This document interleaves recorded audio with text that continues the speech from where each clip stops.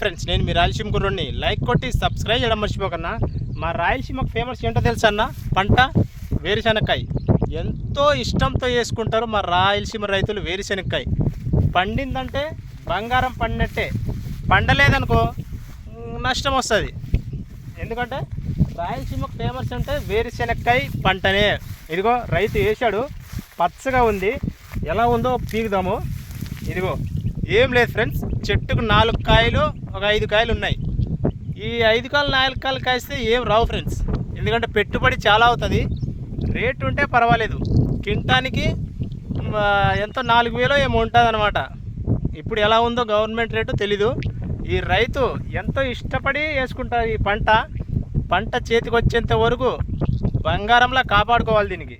దీనికి వర్షము, బోర్ నీళ్ళు, లేకపోతే పైనుంచి వర్షమే. ఎంత పచ్చగా ఉంది చూసారా మొత్తము. ఇదిగో ఇదంతా 2 ఎకరాలు వేసాడు అనమాట. చిన్నకారు రైతైనా కౌలు రైతైనా, మా రాయలసీమలో కౌలు రైతులు ఉండరు సామాన్యంగా, అంతా సొంత పొలాలే, అన్నీ పట్టా ఉన్న పొలాలే, అందరూ కష్టపడి చేసుకునే పొలాలే. ఇదిగో ఇదంతా వేసారు కదా, ఎలా పచ్చగా కనబడుతుందో 2-3 ఎకరాలు. ఇది అండి ఫ్రెండ్స్, మీరు లైక్ కొట్టి సబ్స్క్రైబ్ చేయడం మర్చిపోకండి.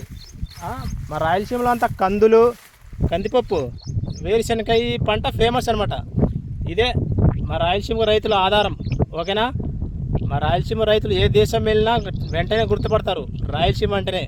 కేర్ ఆఫ్ అడ్రస్ కరువుకి. ఓకేనా ఫ్రెండ్స్? మా రాయలసీమ రైతులు అందరూ బాగుండాలని కోరుకుంటున్నా.